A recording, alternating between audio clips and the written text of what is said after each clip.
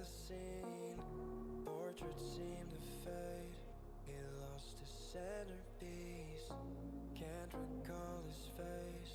I hope he'll rest in peace. Haunted by my mind, victim or the prey. Everything is fine. Take me to my grave. Bury me alive, keeping me astray. Hard to say goodbye to who I am today. Everything is fine. Take me to my grave.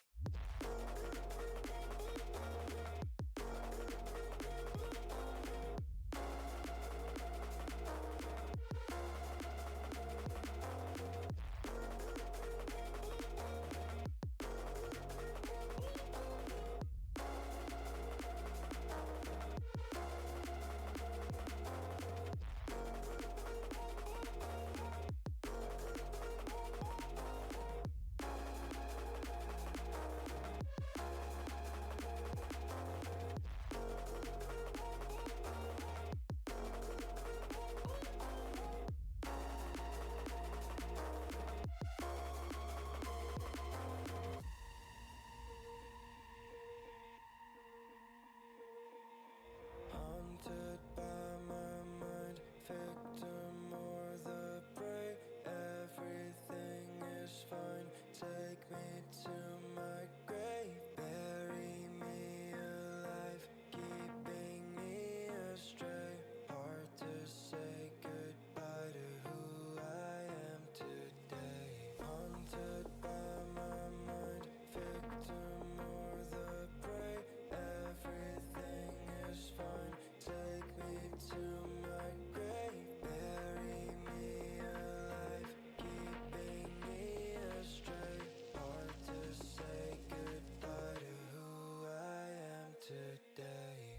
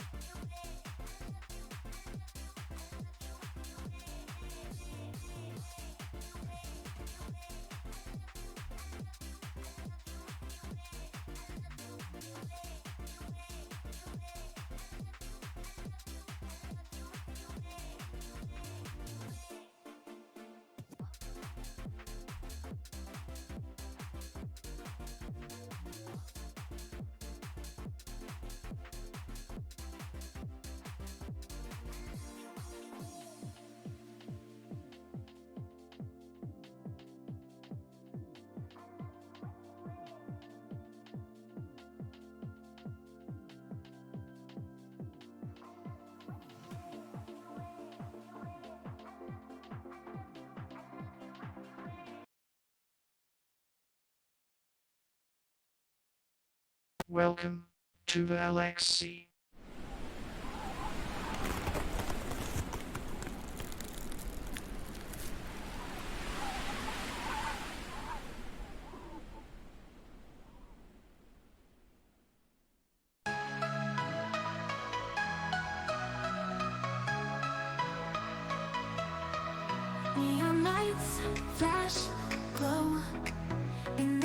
virtual battlefield.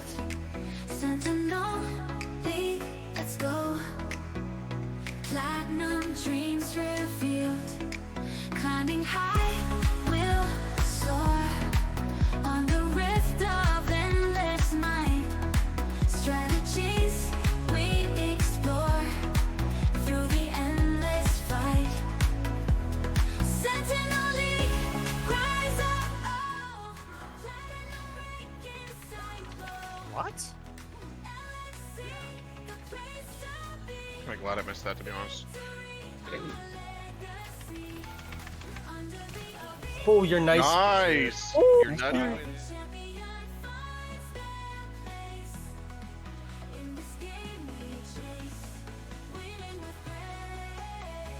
There's three. Yeah, there's three.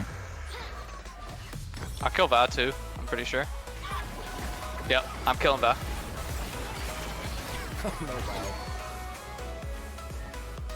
Oh, My God. If they come, I have no way out. We can turn on J4. He has no R. Same Jinx. Nice. Yeah. I'm still here. Full clear. Can't believe. Yeah, I got it. One shots towers, by the way, with Lichbane and the AP scaling. So I think, and look how many minions they have. They're doing the work for them. They have 6 grubs. Yep. The grubs are grubbing, and reverse is in there. Back He's up. There's the ult. doing a little bit of damage. And Plasma Wolves look like they have to run here. Sharky's doing some damage, but he's getting hit by the Jinx. Jinx! 2 kills, and the reset it ends up killing the MF as well. And here comes Silent Assassin back into the fight. Wants to take this kill. He gets hit with the Jinx ult on the backside. Both top laners are kind of fighting the back line. He is getting run down by the Cho'Gath, has to flash away. The speed up gets him away from the Q. Nocturne presses R. Can he get vision on someone to ult? He just goes for the Cho'Gath, and maybe they'll just kill him. Look at the Xerath ult onto the back line while you have a Yorick running at you, but it looks like they're doing no damage because of the Hulu shields. And the Cho'Gath and Silent Assassin able to trade one back. Reverse is just fighting 2v1 in the back line while Cho'Gath falls to infiltrate and Champions rise in the night. Power flows through neon light. Summoner's rift, we take the dive. In the LXC, we come alive. We strategize 5 on 5. Pushing lanes, we've got the drive. Nexus falls, it's all a race. In the LXC, we find our place. Feel the beat of destiny. In the LXC, we're wild and free. League of dreams, our legacy. We fight till dawn in harmony.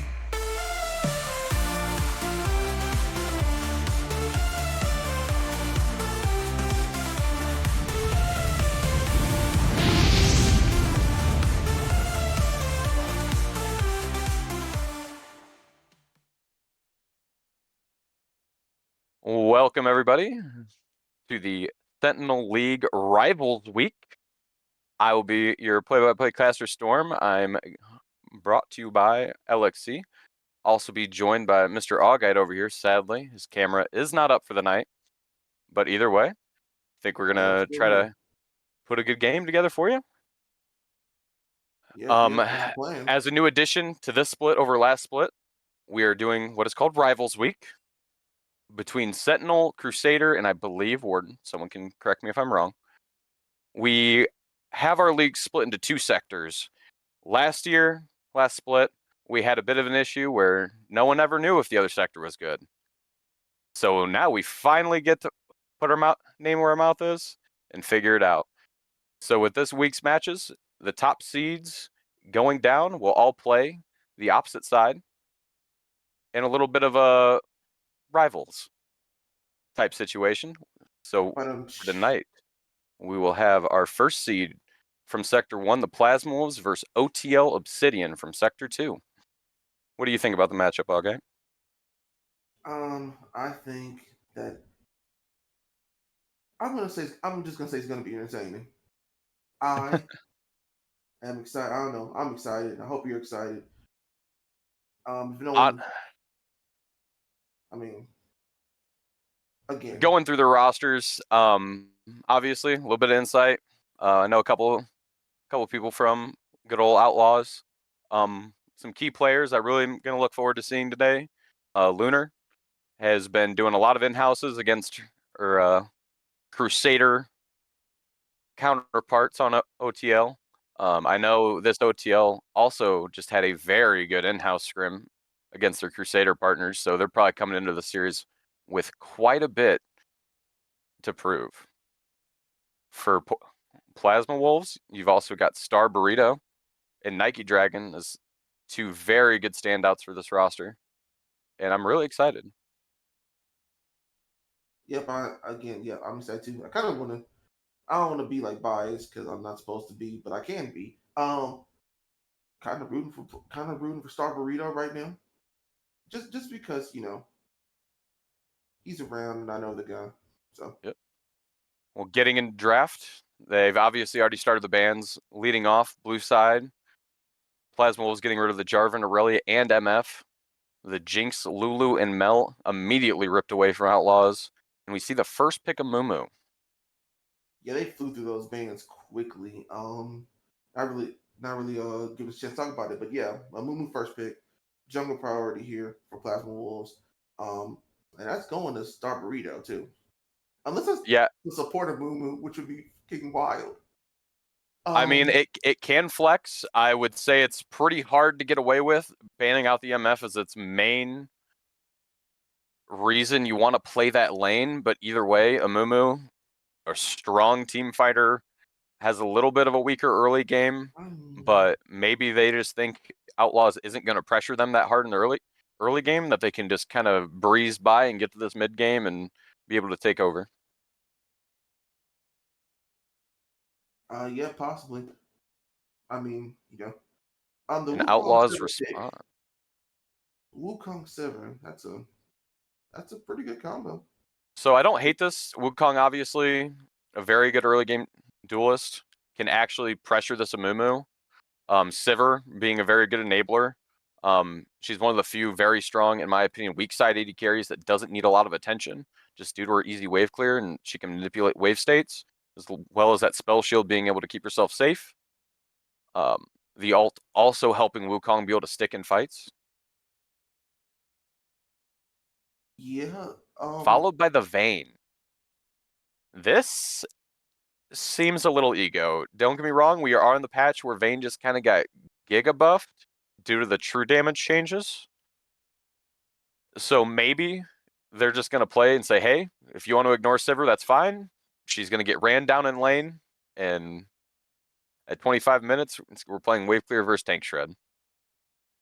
Okay, so all right, so they crushed my dreams. No support of Mumu. But picking up what you were saying earlier with the ego pick. Oh yeah, definitely Vayne Brom. Yeah, they're saying they're going to crush Sivir in lane and try to take her out of pretty much anything that doesn't involve a team fight. Because Sivir will always have the utility of her ultimate, even if she's not being able to put out the damage she should be able to. She's going to be able to use the utility. And the Milo pick, Melio is kind of obvious there. They're picking Brahma Mumu. They're definitely picking Melio. I was going to say, I will say, I don't like the Braum blind. I feel like Braum's a very good counter champ. It also leaves you in an issue if you're very short ranged in bot lane into something like the Sivir. I think Melio's a great non-aggressive option to counter out the Braum to make his game a lot harder. Braum passive will lose value once Melio ult's active. Vayne Condemn loses potency with Melio's is at 6. I feel like blinding this Braum took possibly one of your win cons in this Vayne just steamrolling lane and kind of kneecapped it, while also offering at least a secondary engage for this Amumu if they need it later on. I agree with you on the short range thing. Again, not too sure about the whole kneecap thing. I mean, we got to wait and see what happens in lane. We don't know. They could absolutely crush this. We'll have to wait and see on that. But also, Set, Malphite, Mundo, gone. We're waiting on the last ban from Plasma Wolves, and it's going to be Mordekaiser. So Quadruple second phase top bans goes yeah, crazy. um, a lot of the beefier dudes taken out there. Speaking of the word dudes, Star Burrito is a girl. I knew that. I just, didn't. I don't know why I use dude. Anyway, the point is, He meant dudette. The microphone just cut off. He didn't know. It happens. exactly. That's exactly what happened. We're rolling with that. All right. So, um, Darius In pick the up. blind R4 Wow. Cho'Gath, actually. Okay. I think this is definitely one of the more blindable tanks in the meta right now, especially after champion pools being pinched this hard. I think being able to either tech into that move speed Shirelia's build or going straight in your full tank build are all viable options. And I think they're really trying to save this counter pick in mid for Corrupt. Unless they flex this Cho'Gath mid, which is also possible. And it's also possible. Also, they pump fake me there. I don't like that. Shin. This seems like we're putting all the eggs in one basket now. With the Shin, this feels like we're just putting this all on Vayne at this point. Which I don't know if that can work. I don't know. I don't know if that can work here. Let's see what they pick up for the mid lane. And I'll admit this comp is very hard for Vayne to play, but Nike has had a very good season. So if there's anyone that can make it work, it's probably them. But we'll see what they have for the answer into the Ari on 5.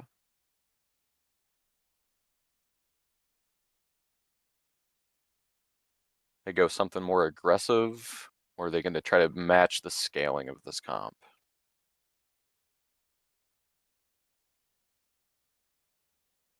They could go with things maybe like the Vygar to play zone control against this Vayne. They could pick Victor for the exact same reasons. I And just it's realized you picked Will. Cho'Gath mid. I was agreeing with you the whole time. Yeah. Okay, so then they picked the Darius. So they pump fake me to then pick the Darius. Whatever. So like, okay, Cho'Gath mid, Darius top. I'm not gonna lie. Shin was probably looking for an easier lane with that Cho'Gath. And same thing with Ari. So good flex there. It's gonna be a tougher lane for both those champions now. So looking at all their matchups on their lane assignments, I think Darius definitely has a better time into Shen than Cho'Gath does.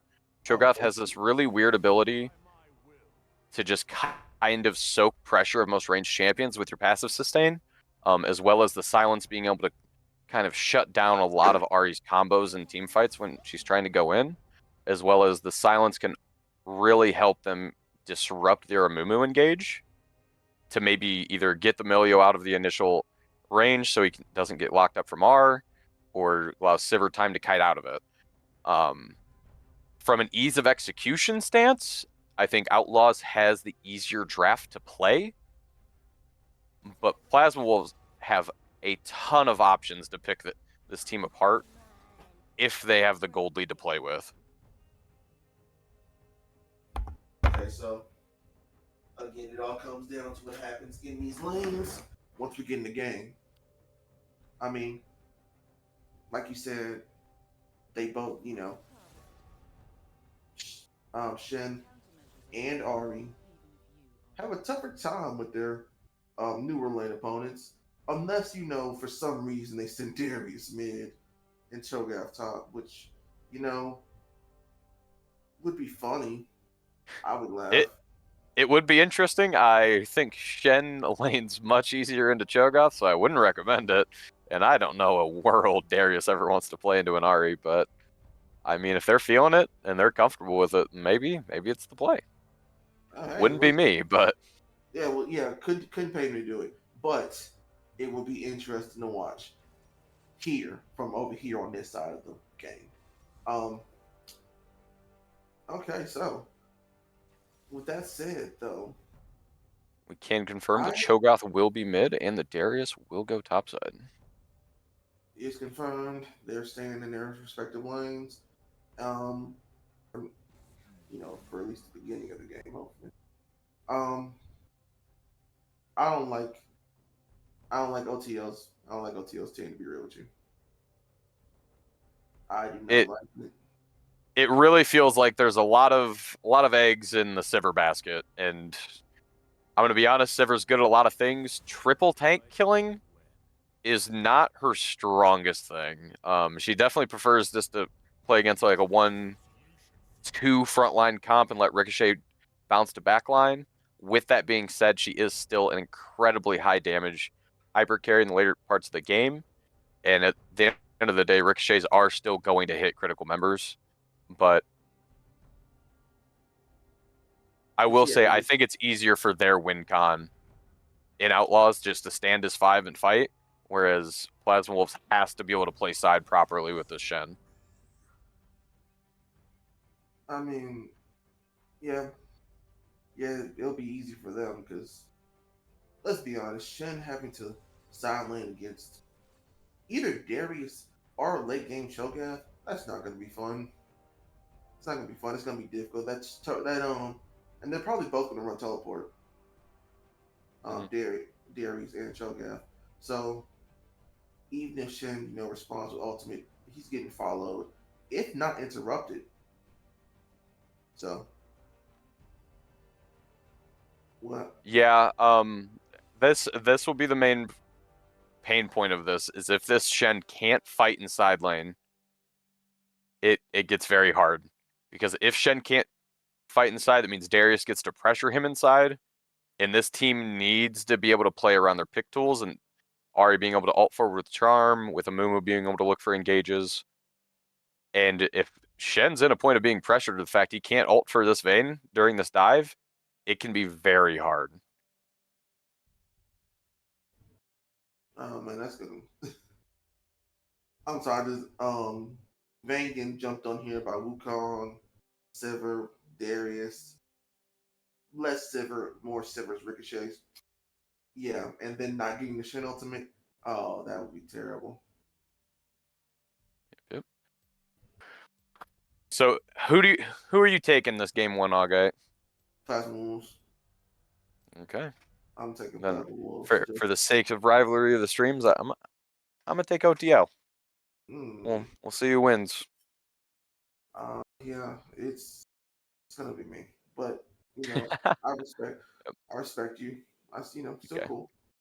But We'll take a short break here to get us through our spectator delay, and we'll get into this game here in a couple minutes.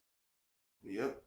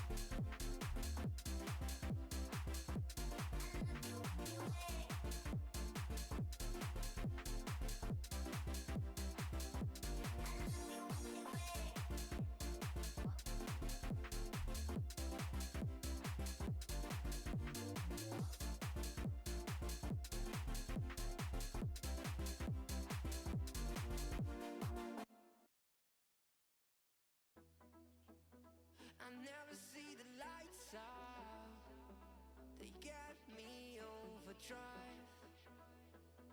Fancy on a fast car. This is how you make me feel. Don't stress me now. I got the overdose. I'm feeling it in my bones. And if you say that I'm lying to you, these habits are killing me. I wish I could fall asleep. The problem is you.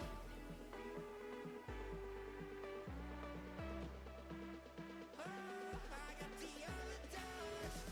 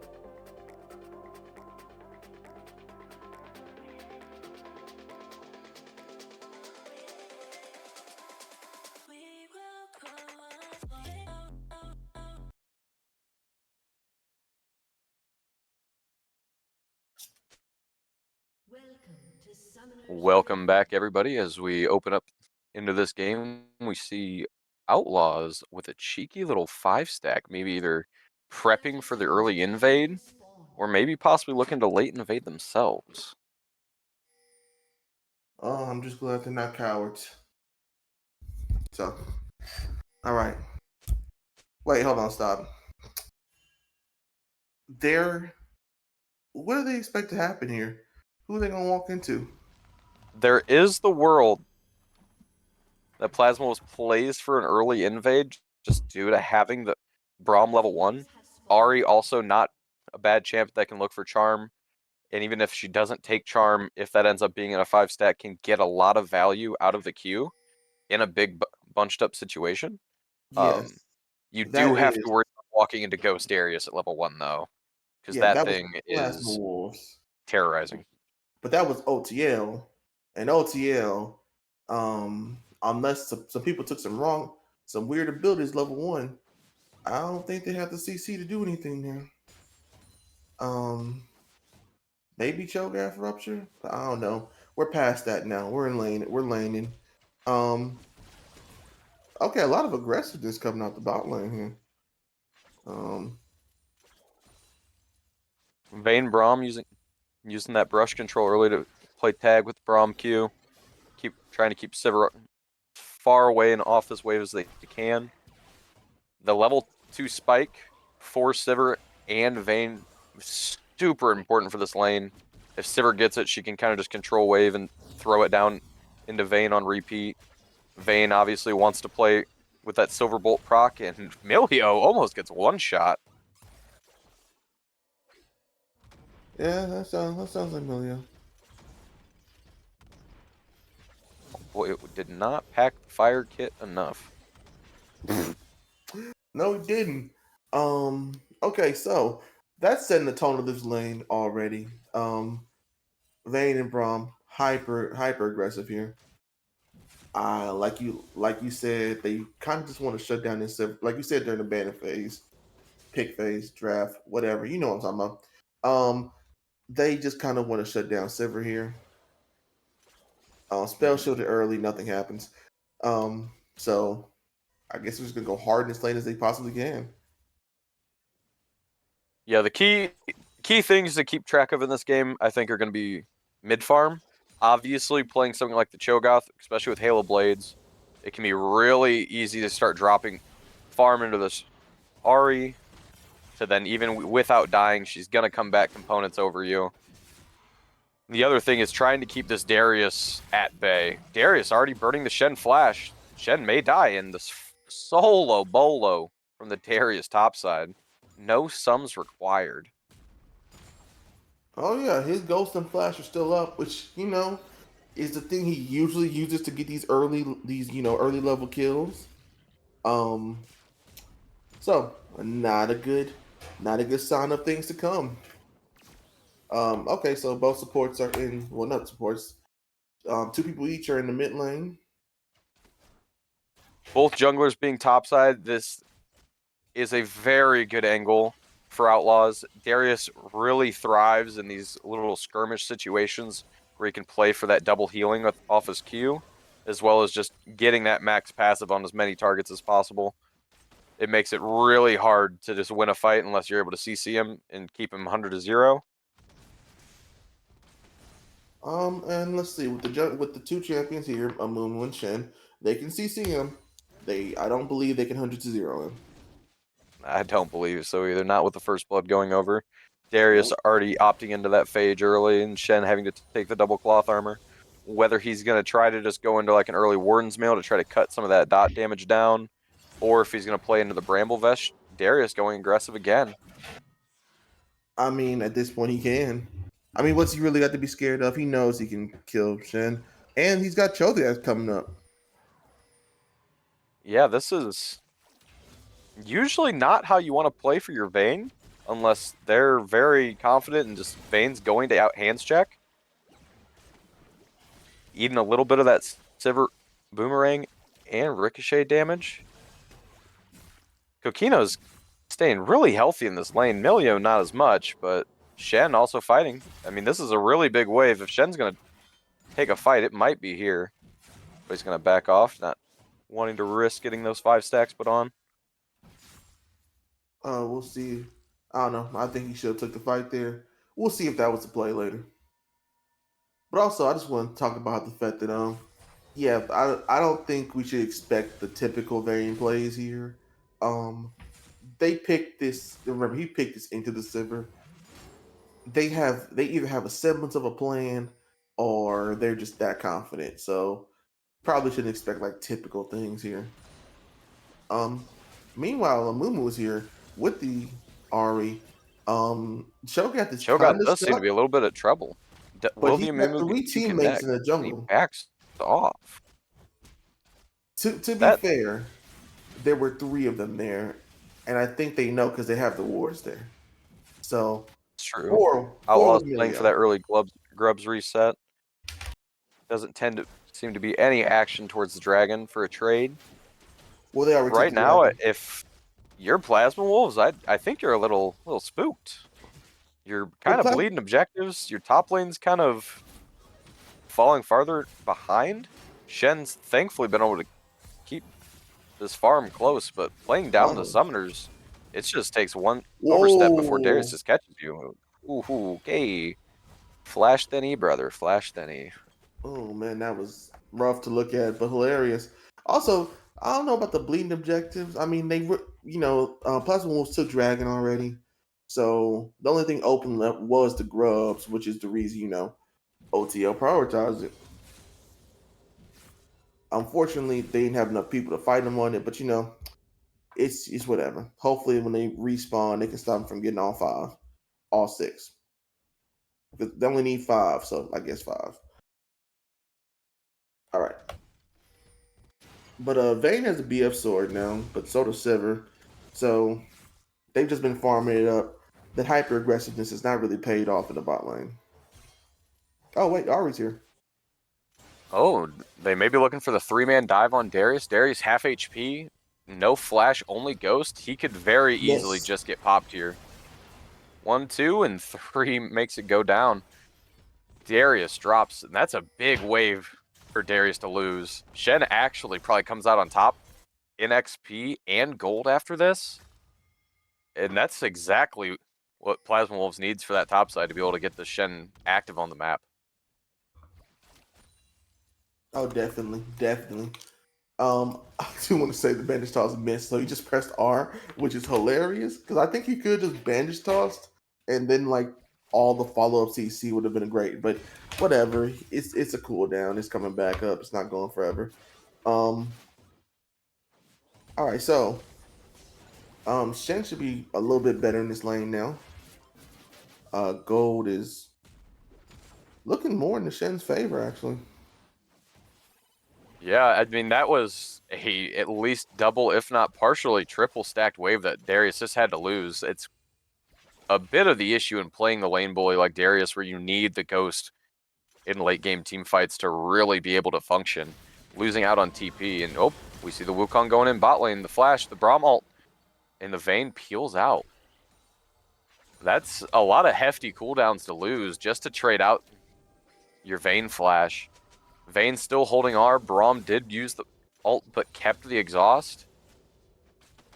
They can still flip a fight bot lane with this Vayne ult if they really want to commit. But I don't think they're willing to unless this Amumu decides to start pathing. Nah, I mean, it's there is no silver ultimate, just Milio. They could make something happen here, but I guess they don't want to. For someone who's trying to force the issue, they don't want to. Oh, never mind. Nike Dragons take a lot of damage. Okay. Yeah. That is a bit of the issue in playing the short-range AD carrier like Vayne, is something like Sivir, who can easily trade back into you while also pushing the wave at the same time with that boomerang blade, is a bit of an issue in lane. Later in the game, when she's able to just catch her in side waves if she's ever alone, or just RQ into her and run her down, it won't matter as much. But this early lane phase is a lot of where Vayne struggles, especially into that double range matchup. But Star Burrito is here in the top lane. Oh, the Shen flash taunt. Okay, into the bandage toss. They're staring on him. Ooh, you connects, Darius and the is not running Darius away from will this. still drop. Oh, hey, They even roam the Braum up, playing for this next Grubs. Really good movement around the map. Fighting on these objective timers, not leaving them time to get these respawns off. As we see Lunar Paws hovering and Nikes. And now in the mid lane, they could be looking to try to get one of those Vayne moments here. No flash, but she still does have the ult available. No, okay. So it looks like they're going to let this go and either try to kill R or try to take this dragon. Okay, it looks like they're going for the dragon. All right, so they're giving up the grubs for the dragon. A little bit of a trade here. Obviously, if you're outlaws, you'd much prefer to get those grubs stacked on your Darius to be able to play on these side lanes. But obviously, after losing him earlier in that fight, they don't think they can really risk taking that fight, especially with key cooldowns gone like their Wukong splash and their Cho'Gath being stuck in bot lane. Decide to just trade over for drag. Nike and Braum both playing really aggressive on this Cho mid, though. We will also see Cho'Gath coming in and going with that move speed build I was kind of talking about earlier with the Shrelia's Rush. Normally, at his second item in this build is going to be something similar to Deadman's, and he kind of just sprints at you from Mach 5 with that knock-up and just tries to play off the fact that you're not expecting Cho'Gath to be a mild NASCAR driver on the weekends. No, no one expects to drag racing Cho'Gath. Also, Amumu's back up on the Darius again, the Amumu ult into the stun. Amumu claims the feats for kills on this Darius topside. And I think this is a really rough part for Outlaws here. You need to figure out a way to either stop this bleeding on the Darius or flip a fight back on his side of the map. Otherwise, it's going to be really hard for him to deal with the Shen and sideline.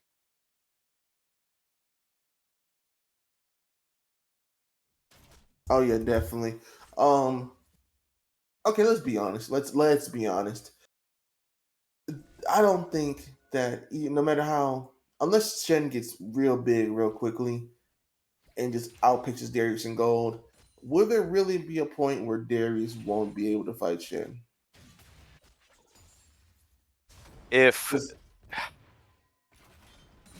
we've already seen the level lead for the Shen. Shen is going to be very close to this Heartsteel. I think once Shen can get to Heartsteel, get the heel cut item, as well as start building into Titanic. If Darius stays on pace, there's very much a world that Shen just straight up stands and fights you. The constant Q shielding from Shen's Spirit Blade, the W just to stop a lot of the auto damage from Darius. Shen's kind of a sleeper pick. This champion doesn't do much for wave control, but it's the one thing it doesn't need to do, because it will just play. And we see the Amumu going in, looking for possibly 3-man ult, flash out. The Braum ult is massive. Back into the Amumu re-engage. Vayne is going in. Vayne's Wukong's in the back. The Wukong re-engage. Vayne does not have barrier anymore. Jumped on the Shen ult. Vayne ties to the little dinosaur. Wukong next on the block. Finally, the Ahri and Braum reinforced to get out, but it is a 1 for 3 for the side of Outlaws. Oh, wait, hold on.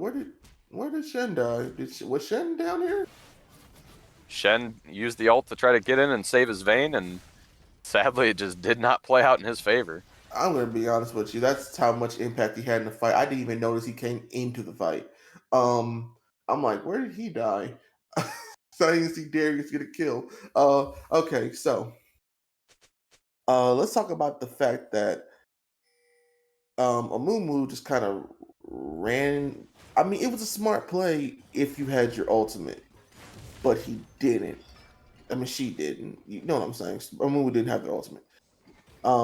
And just kind of bandage tossing the 3 people, did a little bit of AoE damage, and got jumped. Now we're looking at the top dive. Or may just play to force down this tower, knowing Amumu is nearby. We're definitely seeing a bit of the pacing of this game is really just back and forth. Seems like our solo laners, obviously, with a 2-level lead on their junglers, we're going to kind of see really junglers dying to initiate these fights for their team, choosing more to opt for the aggression to set their teammates up over power farming to keep themselves on pace with the game. And honestly, this kind of chaotic game really favors Outlaws. It's very easy for this Darius to flip a random fight. Oh, we see the aggression mid. Stars looking for the engage. But Silent Assassin playing for that wave. like you said, Cho'Gath's too fast. He's gone. He saw some danger and then just dipped out. Champ do be schmovin'. Oh yeah. Also, I think that last fight we had, like you said, it's like showing the pacing of the game. I just want to talk about the fact that in that fight, Sivir was 100% more. I don't want to say 100%. Was definitely more useful for their team than Vayne was. Vayne did their absolute best, but Vayne didn't kill anybody, but Sivir did. Yeah, these small little skirmishes and really tight choke points are always going to favor Sivir, being able to keep those targets really close to each other for getting double tags on her boomerang blade and bouncing ricochets faster than Vayne can proc true bolts. That's kind of the issue with this lane and blinding or picking the Vayne into Sivir, is Sivir can hit you a lot more than you can hit Sivir, and unless you're coming out of your lane with a very big lead, it can make it very hard to actually team fight against that champion, unless you guys are the aggressors and getting on that backline initially. Yeah. Also, someone in the chat point this out that, Darius died 3 times and still got the tower first, which is low-key crazy. So where do you think they go from here? Do you think what do you think here? I think if you're Plasma Wolves, you need to keep leaning into the Shen. I think making sure Darius can stay either even or behind gold with the Shen is super important. Because if Darius starts coming back, and he already did, getting all that power gold open, we see an engaged bot. The Amumu goes in, and Lunar is just blown up. That kill going into the vein, which should help alleviate a lot of the pressure this Sivir has. And they're not done yet. Scouting out the Wukong. Amumu finds the bandage, the clone out. Does start. Oh, and the Wukong flash. Really good disengage by Latex. Especially being able to keep that Wukong all up and available for this next skirmish. Okay. I was gonna say I didn't like how the fact that he blew the Mumu and Braum ult just for the Milio kill. But you know, they got Vayne some gold, so I guess you can't complain too much, right? And I think that's what they need to do on these bot side skirmishes. It's a big thing I preach in a bunch of my own team's games is if you are not the winning side of the map, you do not get to greed your cooldowns. I would much rather them blow these ults and make sure they are 100% securing these kills than trying to hold on to them for a last-ditch effort and then people get out with 1 HP. And then guess what? You're going to sit there and go, darn, I still had my Braum ult. Burn the cooldown, it will come back. That kill opportunity might not. Ooh, Darius with a hook under turret. The stride breaker, the exhaust comes out, Vayne, chunking. Oh, and Darius with the alt flash. Braum might not live much longer in this world. While Outlaws also gets the mid tower. But Neptune's looking on a possible thing to stop this siege. Well, And these are the issues of this Darius. Darius thrives in these early game skirmishes when he can't just be bursted. Something like Vayne, who, though, is very good at killing HP stacking champs in juggernauts like Darius, you're only an item and a half. Finn, you are not him yet. no, And this no, wannabe Gosu. they're not ready. Also, Ghost to shut up. I like that. Yeah, that was that was kind of brutal, but it was funny. They got ran down, and that's always fun to watch. Cho got flashed out. I don't think Cho gets Oh, the survived this, two-man though. knockup. Oh, but the knockup Star might is save still life. looking. The Ahri tracking the ding. The Ahri alt forward. Cho'Gath knockup whiffs. Ahri charm. And the Amumu gets the kill. They might look to start this Otacon. I personally think it's not a great take here. This is the melee one that's going to shred. And you do really have to be worried about getting jumped on by the Wukong here. But no, it looks like they're committing to this. Darius has not Nevin's moved. The gonna Braum ult finish goes forward. Lunar's back in. Wukong with the ult. Shen's Shen's coming in ulting now. Nike. And Sivir just has to run out. The flash is burned. Darius is able to cancel the Shen ultimate. No, they need to back up. The Well, objective Sivir's is to still stop alive. Shen going aggressive with the turret. And just taking a little bit of trades with that Heartsteel proc. And that's a lot of what I'm talking about. That this objective is not easy to take. It is not Dragon. You cannot do it in people's face. They will just turn on you, and you're then fighting 5v6, if not worse, because that objective will chunk you. Open, we see the move speed. Cho'Gath is sprinting, and he is hungry.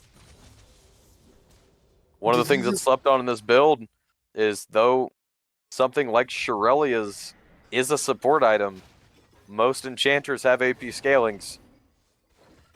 So all that little bit of extra AP chunked into that combo, you don't think it's going to hurt until it does. Oh, Shen is in no man's land, though. Burns the flash, the taunt out, and he is able to get away from that Milio Q. Whereas Outlaws does seem to be wanting to start this dragon. I would say that this should be a pretty free for them. But who knows? We've seen some wilder engages here. Darius finds the Shen, taunted up. Ooh, and Darius is not long for this world after that little too chunk to be playing that aggressive. Outlaws having to defend their mid lane here. Obviously, Sivir wave clear makes this really easy. And if I'm Plasma Wolves, I'm a little scared of this Cho'Gath. This thing is quick. As they go in, Milio W on the Cho'Gath to shield the heal. He is sprinting for the hills. I swear, all this team wants to do is just skirmish back to back to back. Can a brother breathe? Can a brother breathe, please? No, they're saying no dog cannot breathe. Cause I mean honestly, that's what oh hey, Amumu's going in. No, he didn't mean it though. He didn't mean it. He was just testing the waters. He didn't mean it. He's playing the game. Are they going back for it? No. Okay. No. Yes. Seems like Maybe. Plasma Wolves wants to secure vision on this, whether they want to start it or they just want to see the positioning of Outlaws. I think mean, that is 100% the play for this objective. I think it matters way more just to know if the other team's touching it than for you to ever start it. Especially right now, there's no other core objective you really want to burn this buff with, as it's voracious. I want to say this is the GA Otacon as well, which can be super important for when Baron's going to be coming up, or this next soul fight at Dragon. Getting the most use out of that buff, even after it being nerfed on this patch, is a really big thing. Ari having to burn the ult to get away from the Cho'Gath mid. okay. Playing for a cheeky hover on this Darius, though, in case someone gets caught lacking trying to play on him. Cho'Gath Q goes wide. Wukong has started the objective. Whether they're baiting to get them to walk up this fight or they actually want to burn it. I think they want. Seems to like fight. Plasma I Wolves mean, sees them starting this and they're heading in now. It's dying fast. They need to go It's at pull the trigger 6K. here. They need to pull the trigger. No. Cho'Gath can eat this. Yeah. Okay. Ooh, and Cho'Gath does commit. The Amumu ult going forward. Wukong, Darius. They are playing with the GA buff. If they can just trade kills here, it is net positive for them. Obviously, this is the nerf version, so they do have that 15-second respawn timer. Why is Nike dragging up a there? little bit in no man's land here, though. Hopefully, maybe trying to play down to her Shen. Silent Assassin does get jumped on by the Wukong. The Wukong ult still available from that last skirmish, and they're able to secure that kill. This is where you're going to see the big issue of playing something like this Vayne comp is you really do just lack wave clear. And when you're playing in a behind state, when teams can just kind of throw waves into you, it can get really hard to stop these turrets from just getting chunked. Listen, I've watched this Cho'Gath walk down like 3 people. I've watched Darius flash on like 2. And this is getting, I think it's getting out of hand for Plasma Wolves now. And I don't know whether it's, no, I know what it is. It's because of the picks. But I'm not sure which pick it is that is kind of killing this for them. I think it's a mix. I think it's a bit of these picks are in isolation are not bad, but into the matchups they've picked them. Like Vayne is a very strong AD carry on this patch, but playing into something like the Sivir, who can keep you at arm's length at all times, it's very hard to punish. On top of Sivir just being a really strong AD carry in comp and in team fighting settings, I think it's a lot easier for Sivir to play this game than it ever is for Vayne. And sadly for the Vayne, a lot of those early game skirmishes, the assists and kills went into that Sivir to then accelerate her. And Vayne then just became a target. We see Shen going into this Darius and winning pretty hard with that Titanic proc. Jungle, the Amumu ult, Braum ult, Amelia ult comes out. Corrupt is withdrawn. Wukong re-engages. Stars 1 HP, Net Silent Assassin half HP. Nike fighting for her life. The flashes, and they do not save them. Latex with the double kill at the end of that fight. Oof. If you're Plasma Wolves, you need to. We need to slow her down. There's a lot of issues playing around this vision right now against this kind of team that can just pop Sivir ult and sprint at you. Oh yeah, I mean, already it was one of those, hey, I don't think this is working out type of things. But now it's a full on, yeah, we need to rethink the strategy. Like back to back skirmishes aren't doing it for them. And I think they need to realize that sooner rather than later.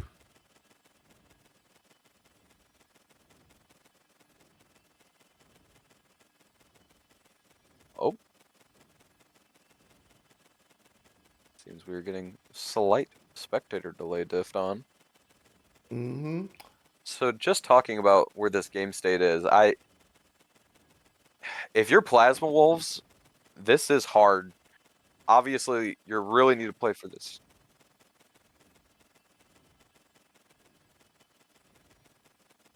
Okay. All right. Okay, so we are going back to the caster's desk while we try to get this figured out, guys. So, so far, I mean, wouldn't hesitate to call that maybe an OTL victory there. I think in where that game state's currently at, it heavily favors OTL. Obviously, things like that vein, if they can get to that next item, if the game can be stalled out, it is very possible Vayne can turn fights on a lot of those really high HP targets like the Cho'Gath and the Darius, but you're playing on a needle's edge. If you get clipped by one slow from the Cho'Gath, one stride breaker from Darius, you will just implode. Braum will not save you. No, not at all. Not at all. Oh man. This is not how I expected the game to go. Period. And then definitely not after I saw the laning phase. The laning phase started out very heavily in Plasma Wolves' favor. But then it just kind of spiraled once they started trying to pick these fights. Like I keep thinking about the fight in the river where Mumu ran to the tri-bush with the 3 people. How that fight, they still lost that fight even after a 3-man Brahmo. Yeah, that's the tricky part with this comp is playing into things like this. It can be pretty devious. Open as I see we're back in game. Oh, they're throwing us back in. We can never escape. All right. Catching back up. Shen and Amumu both dead. Darius getting those kills in bot side. Seems the Outlaws is really playing for this top turret.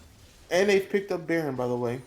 4 dragons, so they do have Cloud Soul, and they have Baron. All right, Plasma so we Wolves missed. really needs to find a way to try to slow the pace of this game down.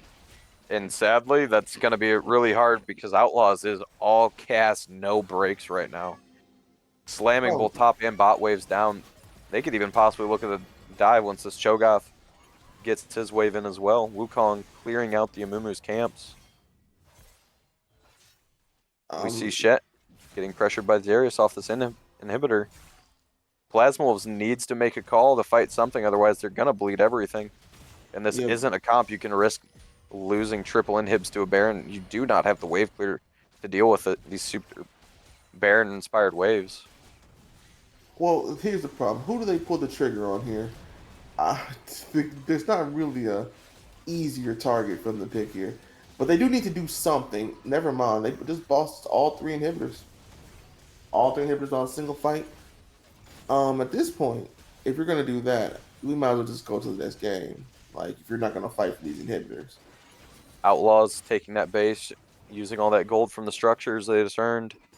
Should be looking to group play on at least 1 or 2 of these waves and let the third crash naturally and just say, hey, you're gonna have to walk up and fight us. And if you don't, these minions will just take your base. And one way or another, we're throwing hands. Looks like Plasma was maybe looking for a pick in the jungle before the enemy team can get regrouped. Sadly, though, most of Outlaws is there other than the Wukong. Cho'Gath popping the Shirelli is looking for a target, catches the Shen. And careful, Kokina alone on the top side. chooses to flash out of that, by the way. Felt he was in enough danger to flash. The Amumu re-engaged Cho'Gath in the backline. The knockups to CC. Nike Dragon has slain Lunar, but Darius does get the trade on the Vayne. Darius with a double. Triple kill for the Darius. And that'll be all she wrote. The TP back in the first game, going to Outlaws. You said Cho'Gath was in the back line? No, Vayne was in the back line. Vayne was behind their whole team just trying to kill Milio. Man, that's rough to see. Also, we're back on Caster's desk. It's almost like we just left. For real. It's like I'm back home. So comfortable here. Anyway, all right. So game one, OTL victory. All right. Well, I I would think ask. going into these next games, going into these next drafts, I feel like they just need to pick more of a cohesive team. Stop playing for hand checks. You are a very good team. You are the number 1 seed in your sector. Have faith in it. Pick something that lets you all play together and be able to fist fight as 5. Because in this comp, this was Vane's world and everyone else was just living in it. And sadly, every champion that deals with Vane is the champions that were ahead on the enemy team. Yeah, that didn't work out too well. Meanwhile, Silver had a great time. Yeah, Silver. if Silver there's just ever a got. world you're happy, Siver, it's when your front line gets to run at Mach 5 uncontested and you just get to say, I pressed W and I hit the closest thing in front of me and I somehow did the most damage in the game. Because right balance. Hey, listen. You're not wrong. But put some respect on the name. Anyway. So, game two. Hopefully, like you said, we see a better team come from Plasma Wolves. If I see Vane again, I think that I'm probably just gonna go take a nap. I might be done with casting if they pick Vane again. Again, it Who was an knows what these ego comms pick. are? Maybe they don't think Vane was the issue. Maybe we just need a bit more of an aggressive top side, more of a true tank in something that isn't something quite like the Shen that needs to play away from the Vane, or maybe drop the Braum and play more into an Enchanter, something like the Milio, a Lulu, something like that are also very good options. I mean, that's true. I mean, we didn't really talk about it because it wasn't really a big deal because we had more focus somewhere else. What do you think of the performance of like Ari on that in that game? I think Ari is a pretty safe blindable mid. Obviously in this they're playing the Cho'Gath flex, so you kind of have to respect the fact that it could be top or mid.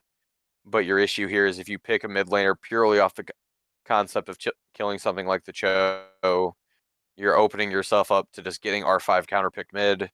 And in this game, obviously that's just not what happened. Ari really does have a hard time chunking through a lot of these like true frontliners. Something like Cho'Gath who can kind of just stack a lot of HP and has that built-in regen. So I think Assassin was a bit put on the back foot. But going Okay. in, looks like we're going to be going into draft 2 here pretty soon. Plasma Wolves have elected to swap sides and go to that red side, putting Outlaws on blue. So I don't know, are we going to maybe see the R5 support, R5 top laner? Maybe they're just going to say no more Cho'Gath and ban it out? Guess we'll see. It's starting right now. Outlaws with the first blue side ban. I will be real with you. I wouldn't let Cho'Gath be.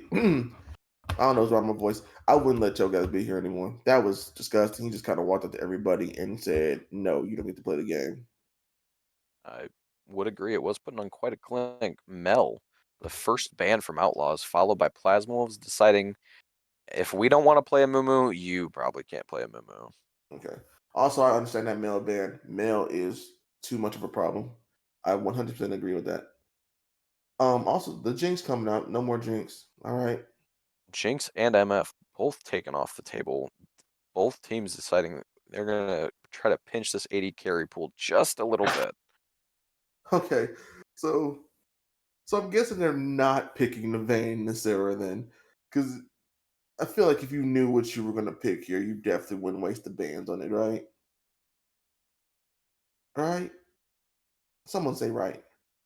Um, the Lulu. Okay, you did Plasma Wolves mention is you didn't mention earlier the enchanted supports, and they just banned out Lulu. and leading with the Jarvan first pick. I think this is still a very strong jungler. I think in isolation, there's better picks, but I think the champions that Jarvan can enable in certain comps can really be strong. Something similar to like the Victor being able to guarantee your gravity field and just cook somebody with the ult inside of it. And Plasma was responds with the Varus. And maybe they're going to lock the support just to get this lane locked in, or they'll play for their jungle counter. Because your options are you pick something that's early game enough that you can fight this Jarvan out of his ganks and try to skirmish around his early game, or you can play to just out clear him. Jarvan is a very strong early game ganker, being able to set up his teammates, and they're just going to answer with the Wukong.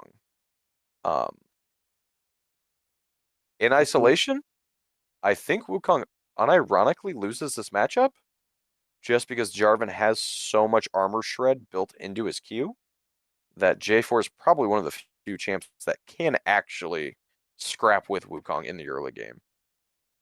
I thought for sure it was gonna be the Sejuani when they hovered it, because that makes more sense to me than Wukong. Like, okay, I can be wrong. It's fine. But Sivir is picked up again, which isn't surprising because Jarvan 4 benefits from Sivir. Sivir benefits from Jarvan 4. This makes sense. So who's coming up after Sivir though? Is it the support pick? If I'm Outlaws, I just relock your Milio here. Give yourself an option just to delete this Varus ult from the game, and that's exactly what they go with. Yeah, no surprise there. You called it. Now, PO. And the Echo rip. Echo? Now, they're in a weird situation. This Echo, I don't know much on Plasma Wolf's mid's pool to know if this is their style of champion. But we also could see maybe a little weird Echo support, maybe. I know there's been a lot of high damage supports getting picked, like the Zoe support. But mostly I would think it would play the best mid. So we see 2/3 of the top side locked in for Plasma was most likely. Maybe they're gonna try to give their top laner this R5, give him some impact into Pillium.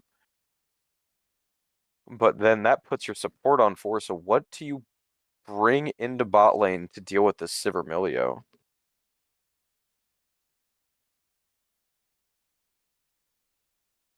See the Silas and the Darius both banned out from Plasma Wolves. The Malphite banned out from Outlaws, then followed by the Mundo just saying, hey, you don't get to play some lame blind tank. Not going to allow it.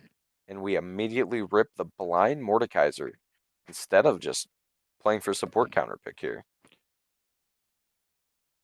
Okay, so Mordekaiser. Also, side note, to everybody, Echo is in the wheelhouse of the Plasma Wolves mid laner. So this is a champion they do play. So Silent Assassin on Echo. Just realized their name is Silent Assassin and they're on Echo. So yeah, come on, makes sense. All right, but yeah, Mordekaiser blind pick. I think Plasma Wolves has no fear. They just pick champions blindly and they're like, do what you gotta do. I honestly starting to think this team has no fear. Oh, okay. Uh Link broke, that swing got picked up. So I think the Swain is a solid option into the Echo. It definitely isn't the biggest early game counter, but in the mid game, it's very hard for this Echo to really play like a true assassin into something like the Swain. Swain, anytime Echo like really commits into that fight, is just gonna press the R and stand and fight. And if Echo doesn't disengage out fast enough, though yes, he can play for the alt pop for the damage, it does make it a lot harder for him to really seek out those kills in the early game. Definitely. I mean, I just don't like Swain as an Echo, as someone who plays Echo too. I get it. Swain is hard to play against. Swain is very difficult. So unfortunately, I can't see who was picked next. Yeah, it seems the draft link did break a little bit. I may be cheating by checking the chat in the lobby. It does Okay. appear that they did B5 the Ornn into the Mordekaiser and then popped the R5 Renata. I think Renata is a very good pick into this team, especially if you can catch the Sivir and Milio together to try to cut out that Milio ult from stopping the Renata ult, but it can get very hard if Milio's not caught in that initial engagement.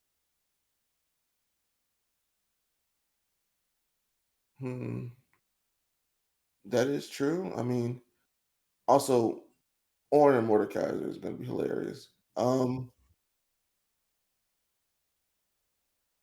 So okay, so let's talk about these team counts real quick. We have on LTL, we have Jarvan 4, Sivir, Milio, Ornn, and the last person was remind me. Swain. Swain. Okay, I so think OTL's just picking another straight, hey, we're gonna stand as 5.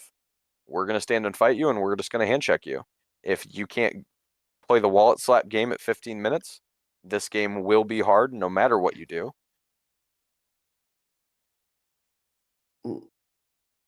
I mean, it worked last time, right? Like it worked last time. So who's to say it won't work this time again? But this time the comp, I don't know. I think Plasma Wolves comp is a little bit more solid. I'm kind of worried about the Wukong Jarvan 4 matchup, but we'll see how that plays. When they start ganking. So honest thoughts about these teams. Well, honest thoughts about the teams. Who you think is going to win this one? Especially after last game, I've still got my money on Outlaws here.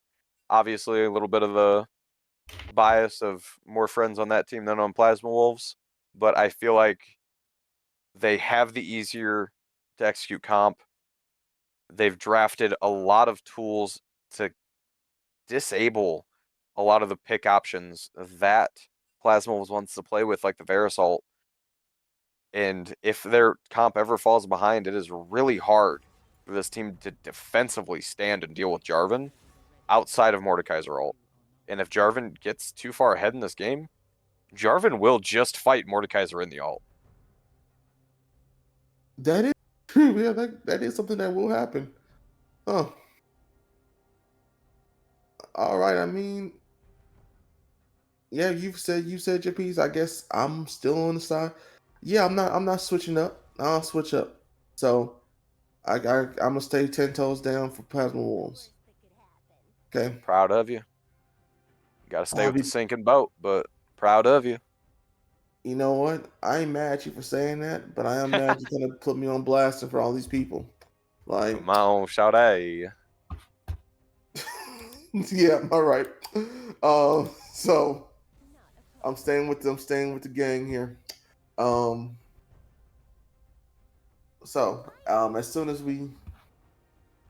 As soon as we finish up this draft, we'll go ahead. We'll go. Just go ahead right now, or Well, with that, we'll head into our break. We'll get our breaths and bearings back on us, and we'll hopefully hop into what's going to be a good and exciting game too. And we'll see y'all after the break. yep.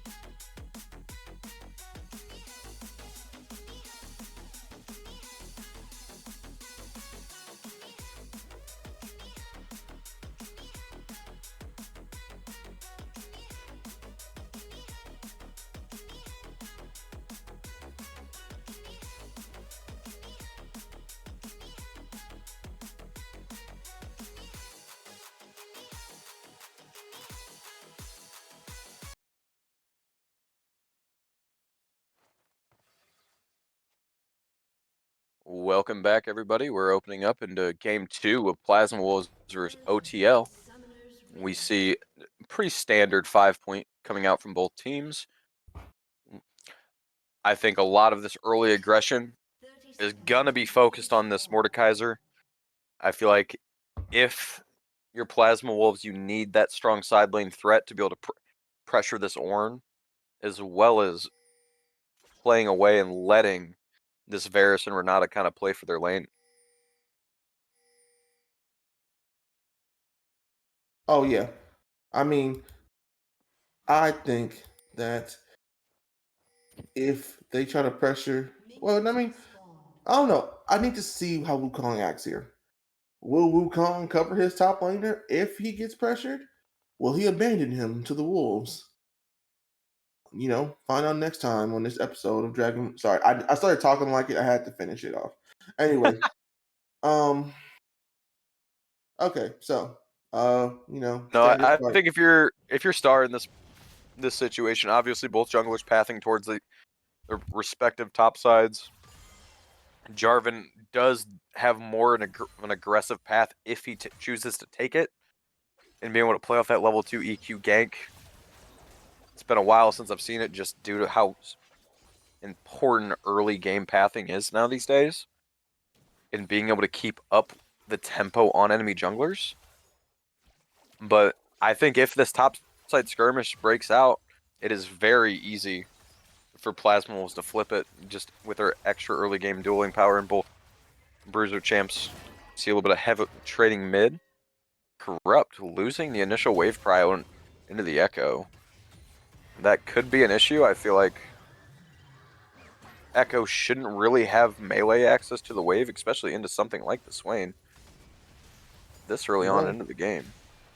No, he shouldn't. But hey, listen, this is LXC, man. We out here changing it up. You know, we defy expectations. Meanwhile, surprisingly, Mordekaiser is getting jumped here.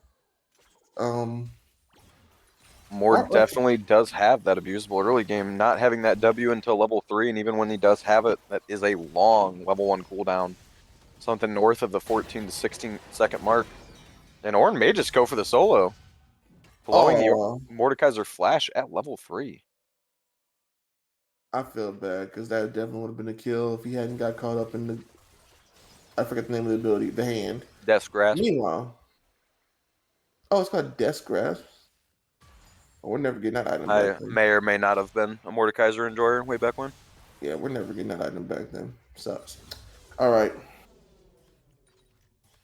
Also, I love the chat. Please, no first blood on both games. That would have been funny. If Pilum really is, I'm gonna call him Ornn. If Ornn had got the first blood for the second game too. And this Ornn just does not care. He is willing to stand and fight, knowing that he's got the Jarvan below him. That if Wukong hard commits into this too far, the Jarvan does have a quick response. We see some aggressive trading in the bot side with the Renata and the Milio, popping the campfire to try to stabilize this early game poke. Yeah, they are getting aggressive down here, and this time it's working out for them. The Renata is just poking Varus with the Q and the E. Lunarpon and Kokino both taking a bunch of damage here. Wow. Yeah, and this Lunar and Kokino need to really be careful with how they want to play this lane. This isn't, don't get me wrong, Sivir's still Sivir, but you are not playing into a short range champion like Vayne with a melee Braum. You're playing into Varus Renata. Both of these champions have a very strong early game, and they will look to fight you if you step too far up. And something like Varus that has that built-in anti-heal in that E can play really aggressively into you and just say, guess what, this campfire may be giving you a little bit of extra range, but that healing's not going to come through. Oh yeah, and it seems like they want to worry about that anymore. We see Jarvan going in, maybe trying to bait the flash before he EQs, but he sits and eats it. Nike with the flash out. They keep going. The Wukong has arrived. They tend to disengage. Silent Assassin going in with the dive, level 5. Swain flashes out. but he is 1 HP on the wrong side of that turret. And Echo with the first blood. Also gets gets out the alive level with up the flash. and the snapback on the ult. Okay. Okay, so that's what happened there. Okay, so he flashed and then ulted, I guess. I guess he got out the way of the last tower shot. Because both those went off at the same time. We didn't get to see it, but we know what happened. All right, so first blood going over to Silent Assassin. And we see Echo opening with that Dark Seal and Sheen, probably playing for this early game Lichbane rush. Obviously, Lichbane, very strong dueling item. He's going to let him be able to side lane into any of these carries and be relevant, as well as giving him a really good burst item to try to either catch this Milio or Sivir in these early game skirmishes. And we see the Mordekaiser is pulling Ornn into Brazil, but Jarvan does go onto the Wukong. Swain is here coming out of this ult. And just like that, Ornn flashed, the Mordekaiser still chasing a little bit in no man's land, seeing if he can trade anything out. Emilio W for the Ornn, and they get the Ornn out, and the Mordekaiser drops. And just like that, Outlaws looking to play on these grubs. Yep. Be honest with you. Neptune rises there. He should have just backed off as soon as Mortar. As soon as he flashed off the wall and he couldn't flash off the wall after him, he should have just backed off. I understand. Definitely a bit of an overcommit, just trying to pressure and try to be the main character of this game. Ooh. We're calling main character syndrome? I don't know. I gotta see a couple more failures before I call main character syndrome. But yeah, he should have backed off. Meanwhile, Echo is over to the side. Was he trying to catch out Milio? He was, but you know. Echo do be doing some Echo-like things. He is from Arcane. Does have the buff. No, we're not getting into that. Anyway, I'm not sure if they're starting Dragon or taking the grub or just sitting here trying to catch somebody because we haven't focused on them yet. But it looks like, are they gonna take this Dragon while Mordekaiser fights? Nope, just clearing wards. Okay. If you're OTL, this is a very scary comp to play into. Obviously, not being able to control the vision and river, just losing track of something like this Echo can kind of be a nightmare for something like your Swain or Sivir. And he's just going to either blow you up 100 to 0, or he's going to chunk you to the point you can't walk up due to Wukong engage, and he's just going to snap back and stand with his team. Jarvan EQing over the wall, looking for the possible steal. Drags at 800, going down. Silent Assassin gets the kill over on Latex, and Ferris is able to secure that drag for his team. A 1-for-0 for Plasma Wolves. Let's all be honest. We thought for half a second that he had killed the dragon. Let's be honest. You thought for half a second Silent Assassin killed the dragon. I was a little worried about it. Yeah, I thought so too. I thought for a second Silver was going to get with that last Q. But no, Varus got it. So none of the people who should have got it. Yeah. Smite buttons are hard to find sometimes. But they were just they're just hand fighting, man. Oh, and we see the Varus ult. The Sivir spell shield was down. They are getting TP'd on, and I don't think they've noticed it yet. They do now. The Sivir ult going to re-engage. Swain ulting. Swain is on the Renata. Sivir by herself. Looks like she may drop to the Jarvan. That is what happens. Renata flashes out with the apprehend. Okay, not sure why Nike Dragon popped the barrier there. I think he was trying to kill Kokino, but kind of it's a cooldown. It'll come back, but still, did die there. Unfortunately, 4 people in the lane wasn't gonna survive that. Milio walked out just fine though. Wait, sorry, wrong people. Renata walked out just fine. Sorry, I was looking at Milio when I said that. It happens. It happens. It happens, you know. But and obviously going in right now, Plasma Wolves only with about a 0.23k gold lead after all these plays back and forth. The kills evened out. Plasma Wolves does have the 1 Drake to their name, but They are not missing the grubs. We see Jarvan engage. Full shield. Mordekaiser does available, does not press it, and dies to the Jarvan in the Death Realm. We see Star looking for a little bit of aggression mid. Cannot find the angle. Is forced out by the Swain. Oh yeah. Also, not sure. I don't know. I keep saying this, but I'm not sure why they're popping these abilities like last second before they die. I don't know why he did the shadow round thing. You know, on Jarvan there, right before Jarvan killed him. The Death Realm being able to take a lot of the stats, obviously, seeing Ornn with that much MR, you're probably not going to kill Ornn in that. So your kind of best bet is to try to trade out that Jarvan if you can.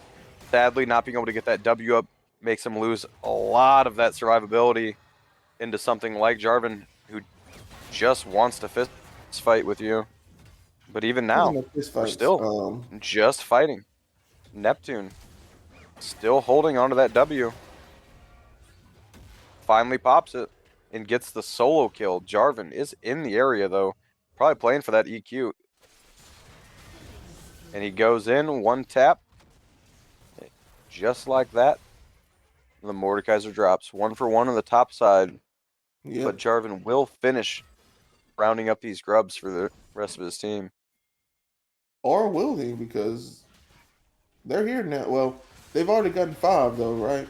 So, Star Burrito going in. Swain ult is popped. Latex does lose the last grub. Ornn with the TP in. They're on the Wukong. Silent Assassin forced to flash out.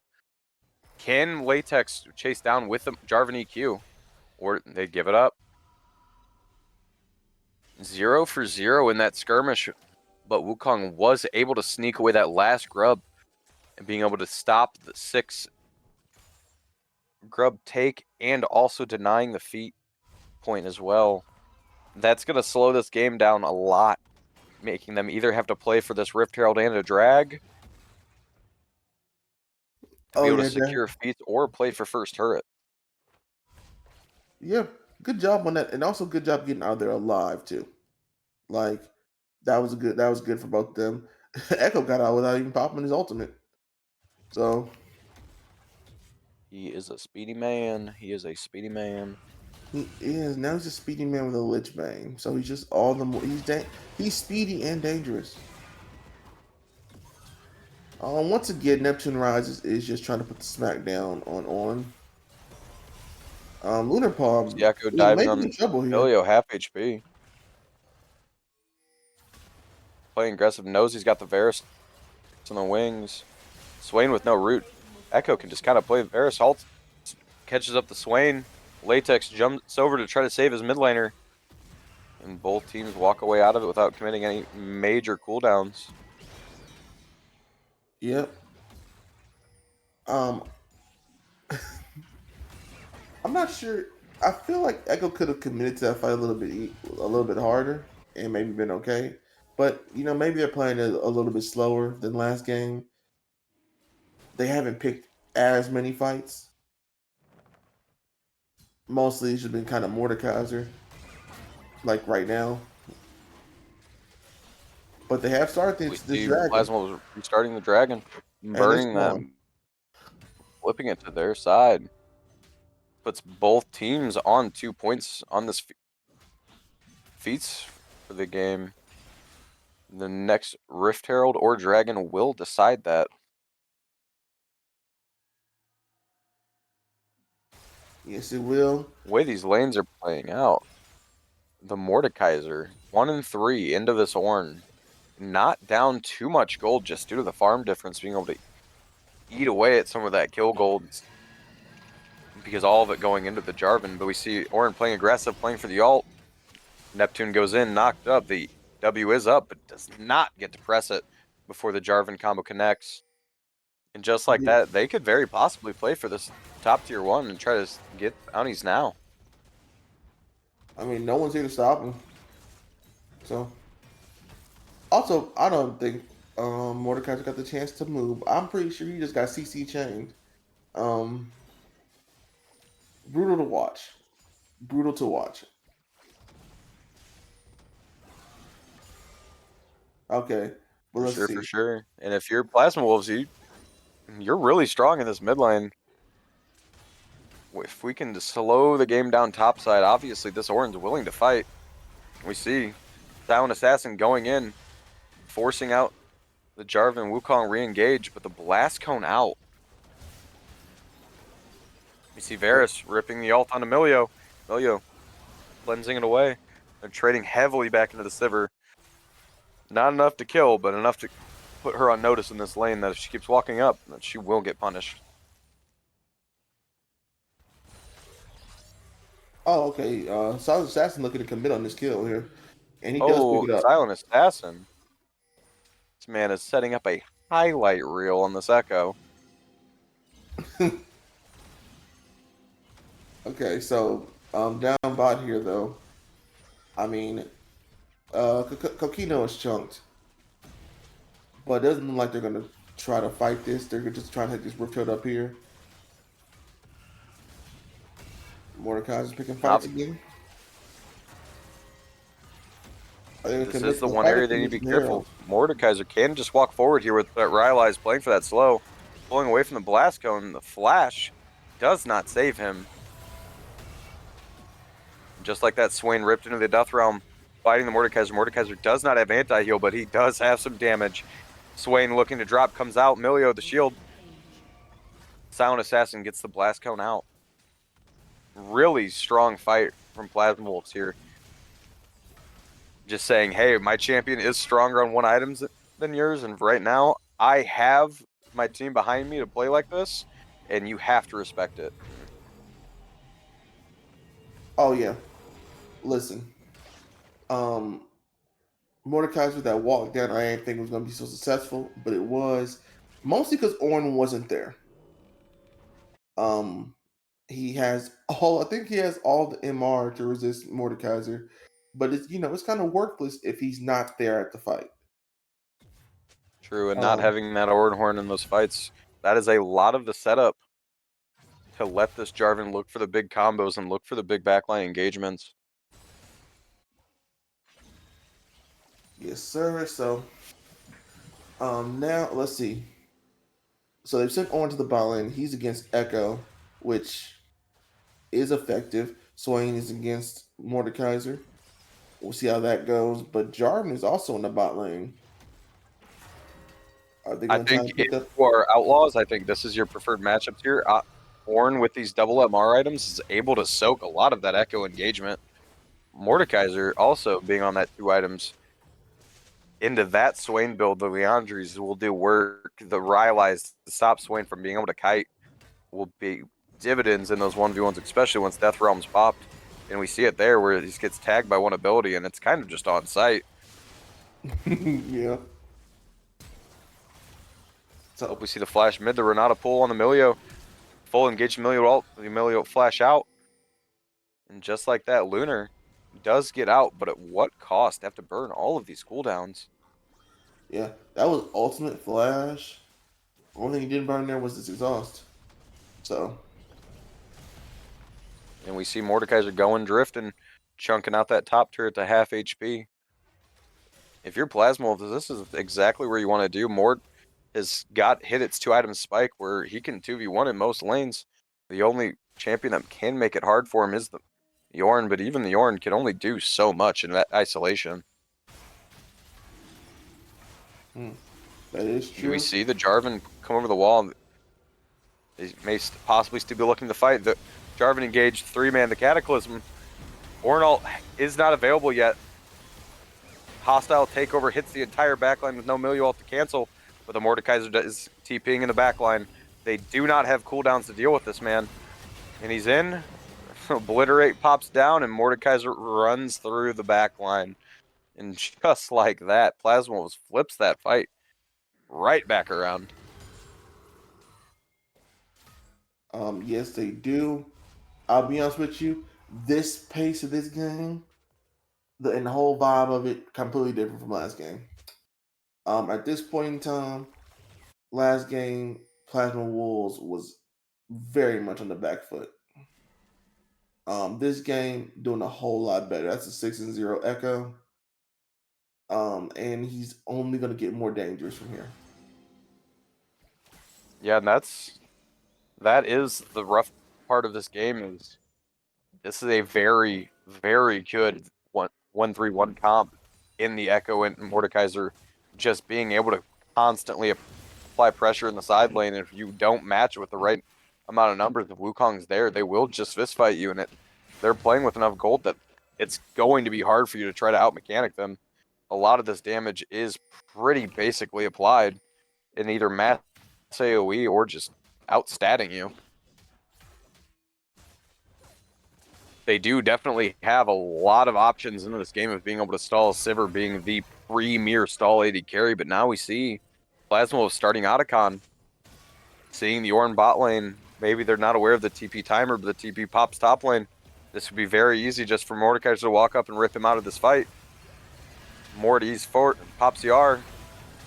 The Mordekaiser brings him into the Death Realm to stop the recast. The Jarvan dives to the Echo in the Cataclysm. And Mordekaiser gets the kill on Swain, flashes forward onto Lunar. Lunar is burning to the Rylai's Leandries, and Sivir has turned. The Ornn is still alive. They can fight this if Sivir can stay out of range of this Mort. But Mordekaiser does not get the W cooldown back in time. And just like that, we walk away from this absolute bait of objective right. Refuses to not allow out of the game. I'm listen. We just gotta wait till the pros start complaining. When the pros complain about it, they'll change it. Okay. So we just gotta wait. Nobody likes it. I've never seen anybody actually kill it. Anyway.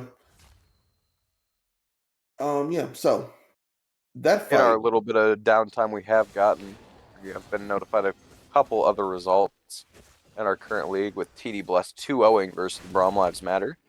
Thanks to our wonderful admins. Oh, congrats to them then. Congrats. All right, so they got vision around the new objective whose name I can't pronounce, and they're just kind of, I guess, less posturing, more just watching it. Okay, Corrupt is getting ran down by Silent Assassin. Silent Assassin forcing up the swing. If you're Outlaws here, you really need to be looking to try to overload a side of the map with this Ornn and look for the long-range Ornn engagement to possibly punish some of these overextending side laners. Because I think if you just keep taking these 5v5 standoffs at Otacon, it's going to get harder and harder to win with the Renata ult possibly coming through. Braum EQing into the Mordekaiser. And Jarvan is ripped into the Death Realm. We see Swain with the TP. Jarvan still fighting. 1 HP coming out of it, EQ out. Mord's there, the Swain's there. Do they have enough damage to drop him? The W comes out for the shield and he turns into the Swain, possibly trying to play for the 1v1. And just like that, the Mordekaiser drops. These are big takeaways from Plasma, was being able to take that Mordekaiser out of the game. But sadly, what do they lose in trading it? And losing that bot lane turret, almost losing the tier 2 as well as losing the tier 1 mid. I don't know if the Mordekaiser kills enough of a trade to make that worth, especially with this drag coming up soon. Yeah, that was I mean, again, like you said, it was good. They caught OTL caught Mordekaiser, but it was kind of a pyrrhic victory right there. Especially if they don't get this dragon and they just hop in the pit. I guess they thought it was already going. And they're willing to just stand and fight. The Mordekaiser's still down for 4. Obviously, you have to be careful. That TP is going to come through if they wish to fight this, and there is a ward in pit. But it seems like Plasmos just think they are too late. Would rather play on top side for this possible Baron. Are they looking at maybe just rushing it off spawn or starting the Otacon? Oh, it looks like we're going to play for a death bush here, hoping that they don't find them. Mordekaiser standing on this flank. He's going to have a good engage. He is on the solo Swain, locked up. The Ornn ults come through. Renata hostile takeover. Jarvan has the Cataclysm. 3 people locked up. Ornalt knocked back. Corrupt. Does not live to the Mordekaiser. Kakinko's fighting for their life. And just like that, Nike's, Aoka, and Star all living, but at what HP? Do they try to start this Otacon with these chunked out health bars and risk getting walked at? And they're going to, and they just rip it. Seems the Mordekaiser's walking up, trying to check, seeing to play with vision. Maybe see if they can escort this Sivir in to possibly play for some damage. They seem to give up and give it away, not having their jungler be able to might contest.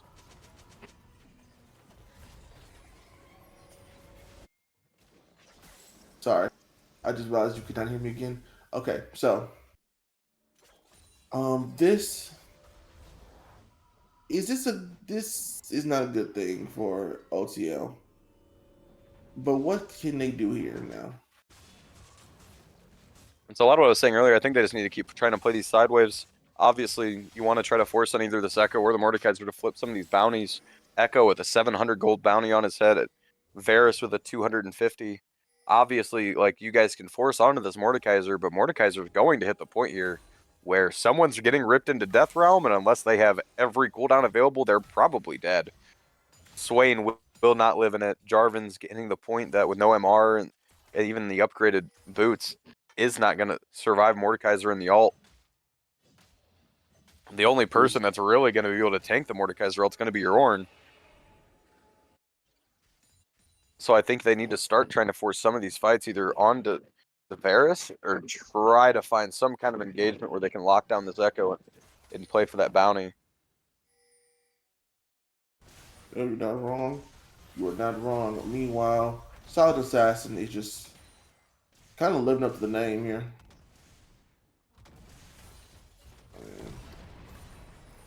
That tower didn't matter. He has Lich Bane. They have Lich Bane, of course the tower's gonna go down. Meanwhile, the Baron's being started. And this is a dangerous place to be. Obviously, Plasmos feels they have the gold lead that they can just kind of rip this in their face. Obviously, Echo's going to take the base and look for a TP if they step up to engage. Jarvan on the backside can look for the steal. And he goes in, and he does not get the smite, just off at 200. And they burn the Wukong ult and just trade out the kill. This could be very dangerous. Obviously, Wukong could lose his blue buff as well as any of his topside camps when they respawn, but instead they're just going to play for the reset and a lot of their core members. Guarantee spend the gold they earned in that fight, and just they can do a lot of things here. Their 5v5 with the gold lead they have is honestly pretty unbeatable right now. Or they can stick to their 1-3-1 and just keep suffocating out these side lanes with their impressive solo laners. I mean, the smart thing to do. I mean, they've been winning to get. Wait, we're talking about OTL or PW. Sorry. For PW, like this Mordekaiser and Echo with this Baron buff can just perma stand on these side lane turrets and let the rest of their team just stand in this 3 mid, and there isn't much of an answer they have to it right now. True. With Ornn being their primary engage, Jarvan can't be main engage onto Echo, as Echo can just get out of the Cataclysm, as well as the ult to self-peel himself. They're definitely running low on options in this game.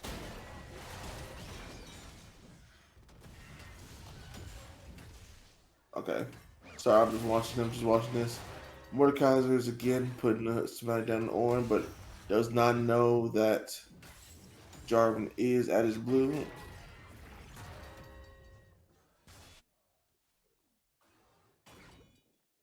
Obviously, Ornn just soaking this cannon minion's range shot, hoping to stall out how long until Mordekaiser can force down this tier 2, but he does eventually get it. The rest of the team is postured on bot lane. I think this is like one of the big issues here, is Mord needs to be able to be in this lane with Ornn, but Ornn needs to be with his team. They're continue just playing into what Plasma wants them to do. Now Mord can just sit here and pressure this top side without real threat. The Jarvan's here. Jarvan EQ. the ult to re-engage back on. The W comes up, but it's not big enough. The Mordekaiser does drop to the Sivir. This is the one avenue Outlaws has the way back into this game. If they keep throwing these shutdowns into Sivir, Sivir is going to get scary. And it's not hard for Lunar to try to keep this Echo away with the kickball to keep Echo Engage away from Sivir.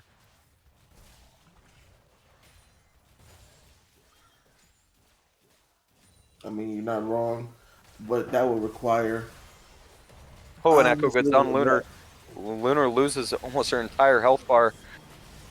The Swain engages it and is immediately popped by the Varus. And Jarvan looks for the angle, but does not have the Cataclysm back yet from the top fight. Yeah. And just like that, Plasmos walks out.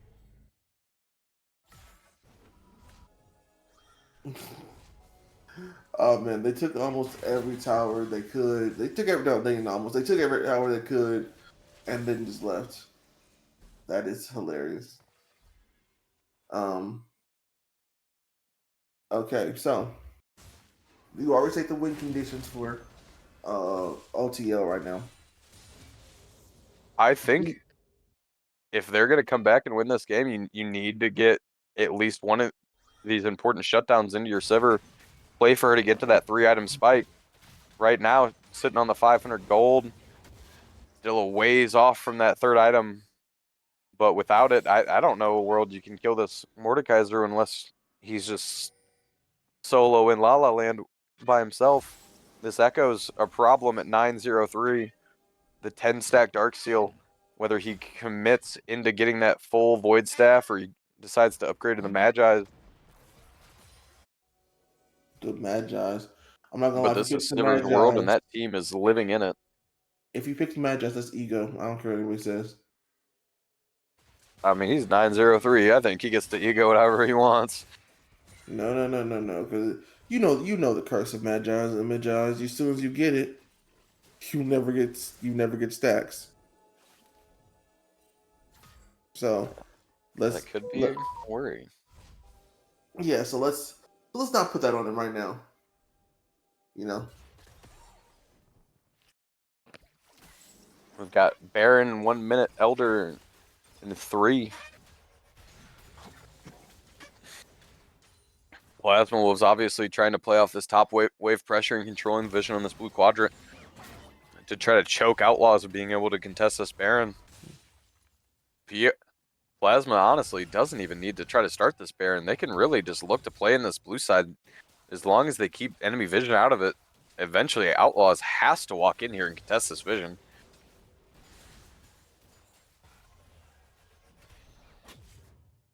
We do see Sivir finally does hit her last Whisper. That much closer to this 3rd item. We see Echo going in, catching Lunar. And snapbacks with the ult.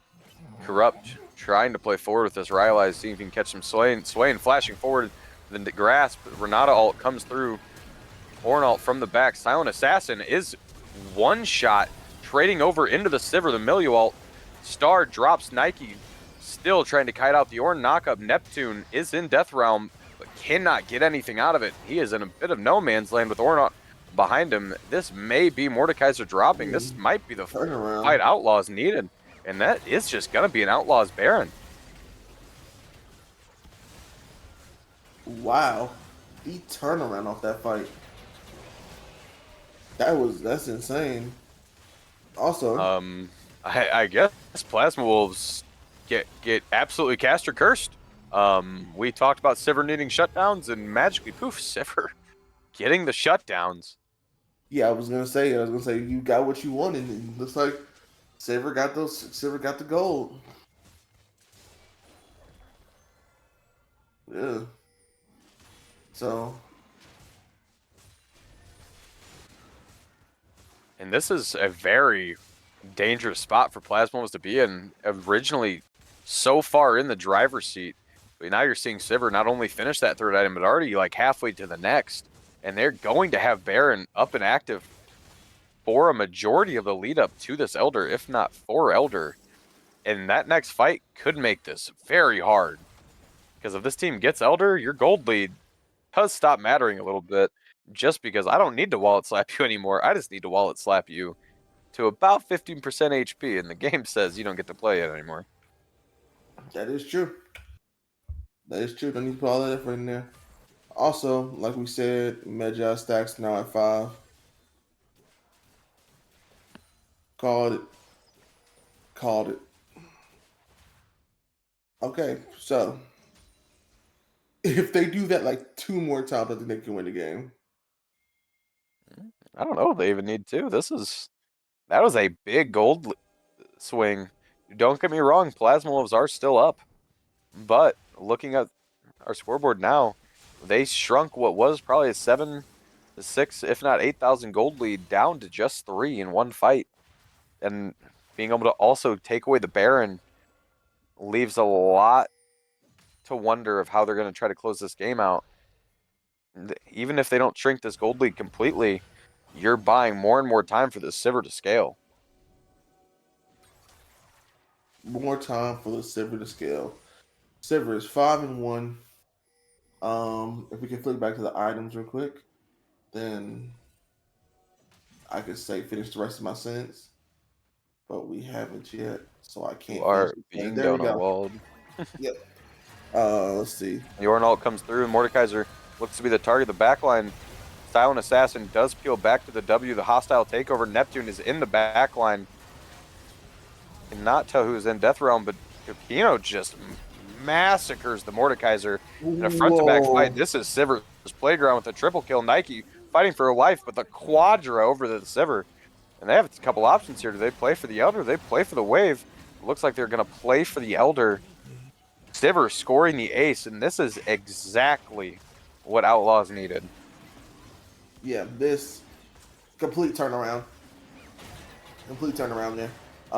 Like you said, front to back fights, Sivir's bread and butter. Just kind of shredded the last 3 people who existed for the team. And with these 20-second death timers, if Sivir wants, not only this tier 1, but also the tier 2 mid should be kind of free pickings. Ornn just saying, I don't need a minion wave. I'm Ornn. I'm just going to smack this. What he built, he can break. Ornn understood the assignment.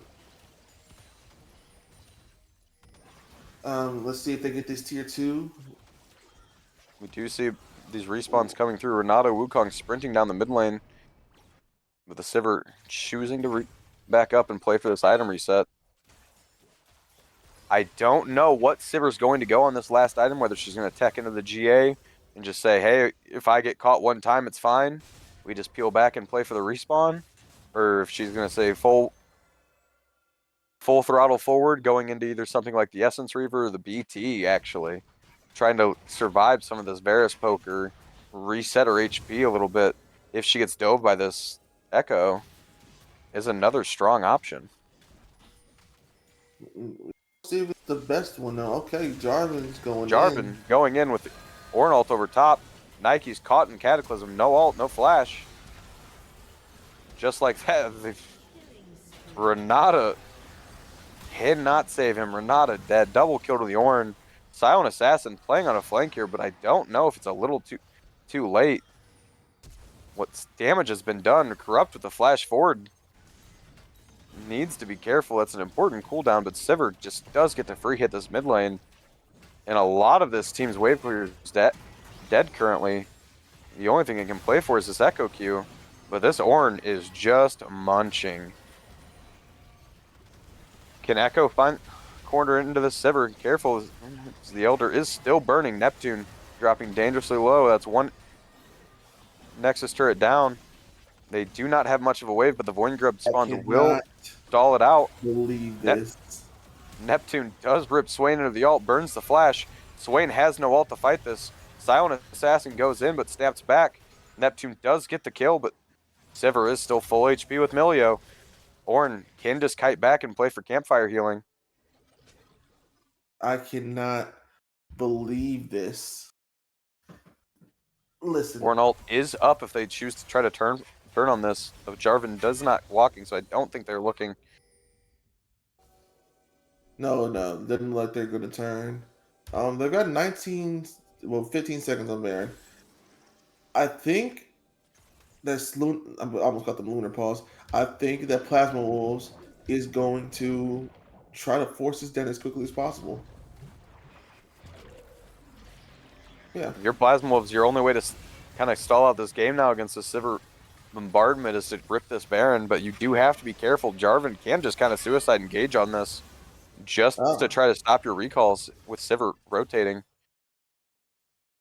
But they do walk out and they say, hey, we feel like we're in a fine enough spot we can give this one objective and just say, hey, we will just fight you later and deal with it. But 40 minutes into this game, 23 to 24, gold lead 70k each.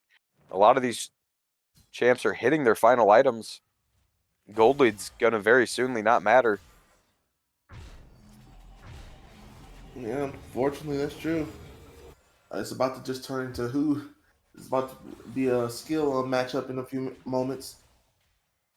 Or who crits harder, which is pretty much Sivir's thing. So we'll see what happens. How long until the dragon comes up? Got another 2 2 minutes on Elder. All right. Let's see if this game will last 2 minutes until Elder respawns. What do you think? Oh, okay. Well, I'm not let's see. sure. With Plasma Wolves have kind of been almost scared to pull the trigger, whereas Outlaws are just kind of snapping at it between Swain flashing forward with these ults and Jarvan just initiating to set up these Ornn ults, and it looks like they're looking for it again. Swain doesn't even have Swain's going to look for the grab. Oh, Latex does check silent. Can he get the EQ out? And he does. Echo does not get over that wall in time. The Wukong ult is burned. Another minute timer on this Elder. And Wukong appears that he's going to have ult back in time for it. So the loss of the cooldown won't be too bad. Silent. The Wukong silent caught out. The ult could look for the snapback into Kikino, but it just dies without the cooldown being used. And that is a huge loss. Sivir really can just play on this mid wave for free and force up people out. There is no dive threat. Mordekaiser's in base, and they can just retake all of this vision. Oh, yeah, I mean... ooh, that would have been terrible. That would have been in the game, I believe. Oh, no, they turned it back. Carousel connects on Corrupt. They cannot find anything. Mordekaiser is here. Could look to pull somebody into the death realm. Ornn popped. Throwing it backline. Wukong's the only member caught, but Ornn does catch out the hostile takeover into the backline. Sivir is not playing for their team anymore. Varus has to flash out. They do have first track on this mid wave, but they do need to be careful of the full HP Mordekaiser under them. Okay. Oh, they know now. Do they chase the Mordekaiser to this play for the dragon? And it looks like they're going to play for dragon. Echo is TPing on that bot turret. If you're Outlaws, this is where you want to be. Mordekaiser does not have the ult back, and you're playing into chokes with your Sivir. Sivir ult's press. Sivir is chasing down. It's Sivir's world, and they're just living in it. Sivir is getting jumped on by the Echo. It forces the snapback. Ricochet's doing work. Clone's gone. Echo is still on the backside, trying to play on that W cooldown. The W's up. Kikino's in the bottom of it. Milio, though, able to help deal with the burst. Echo forced into the stasis. Shut down on the Ornn into the Varus, but they can just play on midwave and try to end this game or play for their Elder. And Lunar is committing hate crimes against Jarvan for some reason. I mean, lore-wise, I think it makes sense. But man does not like mages. No, he does not. And also, you know, he's Demasi and they're ruining his jungle. It makes a lot of sense lore-wise, actually. Anyway, back to what's happening here. Swain's in the mid lane. If he lands a grasp on anybody, they're pretty much dead. Sivir is just like our chat is saying. Sivir is way too strong right now. Oh, corrupts in the shadow realm. So he is ripped in. Does get the flash away from the Q. Should help him live. The ult is popped. Elder does burn him down. Lunar does end up dying. Oh, that was rough. I'm Is trying pretty to sure. force the recall. Orn does TP in. The Wukong is back up, but it is not onto the Sivers. Sivers free hiding ricochets, bouncing through backline. Nike is chunked out. The Ornalt comes through. Varus is in the air. Silent versus Kakino in the backline. Kakino forces out the Echo Ult in 2 autos. There are no turrets. There is nothing stopping the Sivir from walking up. The wave comes through, but waves do not exist to Sivir. And they're just going to play the fight. They're going to say, you can't pop our backline before Sivir pops you. They're playing with Elder, free hitting Nexus, and that should be the game unless Nike and them can hit the hero play, but they do not get it. Nexus does fall at 2-0 for Outlaws against the Plasma Wolves. Oh, they got killed Silver in the end. I'm gonna give him that. I'm gonna give credit where credit is due. He got that last kill on Silver. We did ruin the Sivir KDA with 0.2 seconds left in the game, Yeah. but I feel like Kakino probably cares more about the win and playing for their sector than they do care for that KDA. Obviously, still bolstering an 11.5 KD at the end of the game. If you're Plasma Wolves, this hurts. This hurts a lot. Both Echo and Mordekaiser are dangerously ahead in this game. To then the Sivir thing happened. The game stalled. They took one bad fight. Shutdowns went into Sivir, and then Sivir just gets to kind of space glide in these fights. Yeah, all of that was just brutal. Oh man. Like you said, they were ahead. They were so ahead. They were sitting pretty. It looked like Echo was about to carry this game into, game 3. But then he didn't. Yeah, it is the assassin curse in comp. Obviously, they have their strengths in solo queue, but that is definitely the issue in competitive. 5 people to help peel. If you ever drop your lead, it is very hard to come back from it. But for a first cast, ending it on a 46-minute flat banger, both teams had great options of playing this game. We're playing to their things, obviously. This hurts a little bit being Plasma Wolves dropping this series. But obviously still a great showing. Nike Dragon putting out the 50k on the Varus. Neptune with the 57 on the Mordekaiser. I mean, it sucks to lose these series, especially 2-0, but they were all really close games, and I think either of these teams could have came out the victor if 1 or 2 fights went the other way.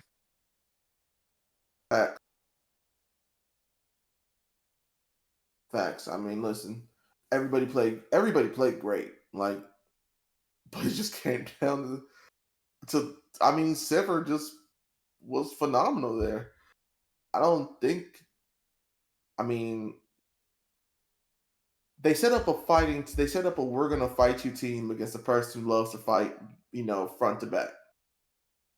Like it kind of seems like they should have seen this coming, but you know what? I respect it either way. GG's everybody.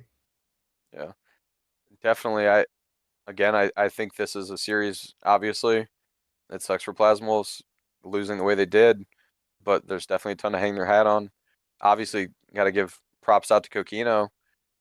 Not only in those losing states, staying alive, giving themselves that time to scale in to what their champion was and become the powerhouse they were, but also Latex and Pilum and Corrupt being so behind at points in this game, but still having that drive and that killer instinct to flash forward and start these fights to get these setups for the Sivir to allow Kakino to shine.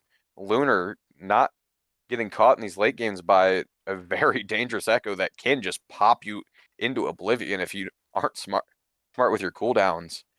Like this is a very, very good showing from everybody. Most definitely. Most definitely. So, shouts out everybody. Great job. Yeah. Well, unfortunately, there isn't going to be no game 3. That was 2-0. Anything else you want to talk about this? I don't think so. I think we've pointed out everything. Obviously, everyone tune in for Crusaders tomorrow. I'm glad you guys were able to come hang out with us and view these games. Shout out to our wonderful LXC admins putting us on and Oh, allowing hold us to show you some games. hold up, hold up. Don't stop the stream. Don't. We're not done yet. Before I go, okay. I just want to say this real quick. Shouts out to, I guess our producer, owner, editor, whatever, Vishkara. Okay, she's the person who made everything here. The intros, the slides, the art, all this stuff you see, all this cool stuff, even the songs, that was her. Okay. And I found out that her name isn't on any of it. And I don't know if you people know that, but you need to show her some love. Shout out to her. All this stuff is cool. Okay. That's all I wanted to say. Mom. Yeah, pretty much thanks. Thanks, Mom. All right. Well, we'll hope to see you guys back next week for the next round of Sentinel games and for the next 2 days with both Crusader and Warden. Thank you and have a good night. Yep.